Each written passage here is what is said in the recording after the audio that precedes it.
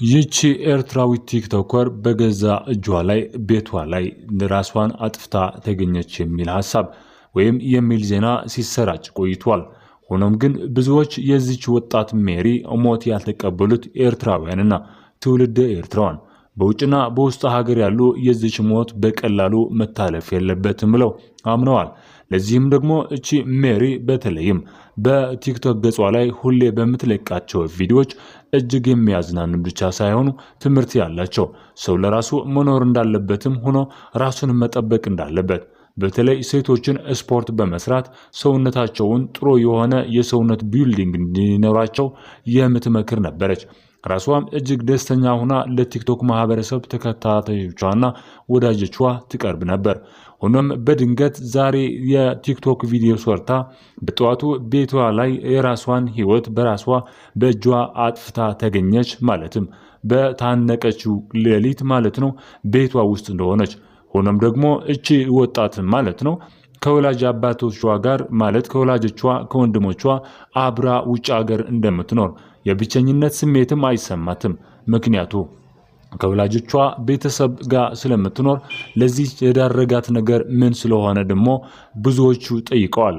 ሆኖም በውጭ ሀገር ያሉ ቤተሰቦቿ ወዳጆቿ ብሎም በኤርትራ ውስጥ ያሉም የዚች ወጣት ሞት ምንድነው በውስጡ የሆነ ነገር አለው እንዴት ሆኖ ባንዴ እንደዚህ ልትወስን ችላለች ስለዚህ ብለው ለፖሊሱ አሳውቀዋል።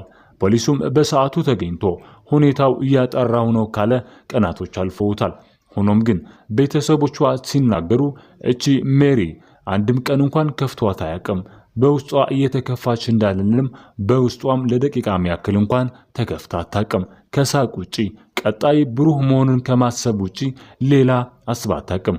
ሆኖም ደግሞ የሴት ጓደኛ ወይም ደግሞ የወንድ ጓደኛ በድላት ቢባል በአብዛኛው ሰዓቷ ማለት ነው ከቤቷ ውጪ ሌላ አታሳልፍም። የሚያስከፋት ሰውም አትገናኝም፣ የሚያስደስታትም እንደዛ። ስለዚህ የበለጠ ጊዜዋ ከስፖርትና ከቤተሰቦቿ የምታሳልፍ ሜሪ በድንገት ቤቷ ውስጥ ራሷን አጠፋች ሲባል ብዙዎች አላመኑትም። ብዙዎች የሚወዳት ኤርትራውያን በውጭና በውስጥ ሀገር ያሉ የሜሪ ሞት አሁንም ቢሆን ብዙ ነገር አንስቷል። ሆኖም እነሱ እንዳሉት ቢሆን እቺ ከሌላ ሰዎች ጋር ባትገናኝ ከወላጆቿ ጋር የሆነ ችግር ሊኖር ስለሚገባ ፖሊሶች ይህን ነገር አጥብቀው ማጣራት አለባቸው ይላሉ።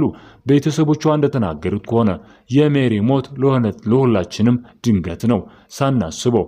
ምክንያቱ ከውጭ ተጣልታ ወይም ደግሞ የጓደኛዋ እንደዚህ አስከፋት ወይም ደግሞ ይሄን በደላት እንዳንል እስካሁን የምናውቅላትም ነገር የለም። ጓደኛ ኢትዮጵያዊ ነው ኤርትራዊ ነው የሚባልም ነገር ሰምተንናት አናውቅም። በአንዳንድ ማህበራዊ ገጾች ደግሞ እናያለን። በተለይ የሷ ጓደኛ ኢትዮጵያዊ ነበር ሲባል ሲሰማ ይህ ከእውነት የራቀ እንጂ ሜሪ ኢትዮጵያዊ የሚባል ጓደኛም አልነበራትም። እሷ ጓደኛዋ የነበረ ስፖርት ብቻ ነው። ከዛ ወዳጆቿ ደግሞ ቤተሰቦቿ ብቻ ነበሩ። ስለዚህ በዚህ ደግሞ ብቸኝነት እየተሰማት እንዳይሆን ወላጆቿ ደግሞ አብረው ቤት ላይ ነው የሚውሉት፣ ብዙ ስራም የላቸውም። ስለዚህ እቺ ወጣት በአሁኑ ጊዜ ደግሞ ብትሞትም ራሷን ብታጠፋ የራሷን ልታጠፋበት የቻለችበት መንገድ ይጣራልም። ይህ እውነት አይደለም። የሷ ሞት በድንገት እንደዚህ ታፍኖ መቅረት የለበትም ይላሉ ወዳጆቿም ቤተሰቦቿም። ሆኖም ግን አንዳንድ መረጃዎች እንደሚያመለክቱት ይህ ኢትዮጵያዊ ጓደኛዋ የሚባል ውሸቱ ነው። ሆኖም ግን በፖሊስ የተሰጠ ይህ ነው የሚባል እውነተኛ መረጃ የለም እስካሁን። ይህ በሚዲያ ማለት በፌስቡክና በሌሎች የሚዘዋወር ካልሆነ በስተቀር እውነተኛው ለሷን ለዚህ በድንገት ህይወቷ እንድታጠፋ ያደረጋት ምክንያት ይህ ነው ብሎ ፖሊስም ራሱ እውነተኛው መረጃ ለመስጠት በጣም የከበደበት ይመስላል። ምክንያቱ እቺ ወጣት ደግሞ በአሁን ሰዓት ህይወቷም በእርግጥ አልፏል። ቢያልፍም ግን ይህ ምክንያቷ በዚህ ምክንያት ነው የሚል ነገር አልተገኘችም። ማለቱ በተኛችበት ቤትም ቢሆን የተገኘ መረጃ የለም። እሷም የተወችው የለም።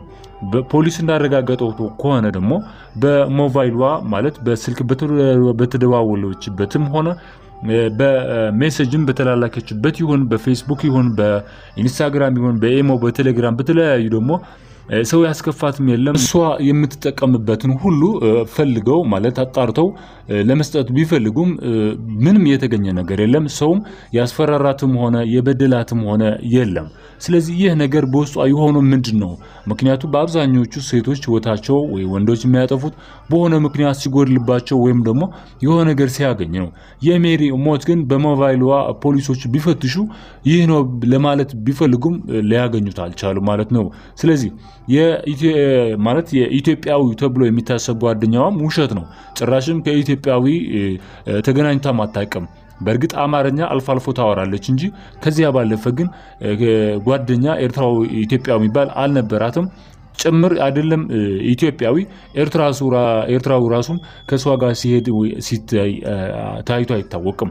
ስለዚህ ይህ ውሸቱ ነው። ግን በአቅራቢያ የበለጠ ጊዜዋ የምታሳልፈው ከቤተሰቦቿ ከሆነ የግድ ከቤተሰቦቿ ጋር የሆነ ጥላቻ ኑሯት እንዳይሆን እየተባለ ነው። በእርግጥ ቤተሰቦቿ ለዚህ ጉዳይ ብዙም ትኩረት አልሰጡትም። ማለት እነሱ በሀዘን ላይ ልጃቸው ወጥተው በሀዘን ላይ ነው ያሉ። ስለዚህ እውነታው የሜሪ ለዚህ የዳረጋትን ነገር ህይወቷ እንድታጠፋ ያደረጋትን ነገር ምንድነው ተብሎ በተለይ በኤርትራውያንና በኢትዮጵያውያን ያሉ ግንኙነቶች በውጭ ሀገር ዜጎች ማለት ነው በጣም ትኩረት ስቧል። ስለዚህ በተለይም በኢትዮጵያና በኤርትራ መካከል ያለው የሴቶች እንክብካቤ ከቀን ወደ ቀን እየዛለ ማለት እየሄደ ነው። በእርግጥ እህቶቻችን ይደፈራሉ፣ ይገደላሉ። ስለዚህ ለምንድነው እንደዚህ ሁሌ የሚሆነው የሚለው ደግሞ የብዙዎች ጥያቄ ሆኗል። ስለዚህ እቺ ቲክቶከሯ ኤርትራዊት በቤቷ ውስጥ በገዛ እጇ ራስዋን በራስዋ አጥፍታ ተገኝታለች ብሎ ፖሊስ ባሳወቀው ብዙዎችም አልተቀበሉትም። ይህ እውነት አይደለም። የሆነ ነገር ውስጥ አለው እንጂ ራስዋን ልታጠፋ አትችልም። ምክንያቱ ስታወራ ብዙ ጊዜ ከማህበራዊ ሚዲያ በተለይም ከቲክቶክ ትሰማለችና ለዚህ ነገር ምንም ተአምር አስባ አታውቅም ይላሉ። ስለዚህ ፖሊስም እስካሁን ይህ ነው ብሎ እውነተኛ መረጃ ለቤተሰቦችም ሆነ ለወራጆቿ እውነትን ማውጣት አልቻለም ማለት ነው። ስለዚህ የዚች እውነተኛ ለዚህ የዳረጋትን ነገር ፖሊስ ካወጣ በኋላ እኛም እውነታውን ይዘን ወደ እናንተ እንመጣለን። ጊዜያችሁ ሰውታችሁ ስለተከታተላችሁን እናመሰግናለን። ያሉብን ክፍተቶችም አርማችሁ ይህን ሁለተኛው ቻናላችን ደግሞ ሰብስክራይብ እያደረጋችሁ እንድታግዙን እንጠይቃለን። እናመሰግናለን።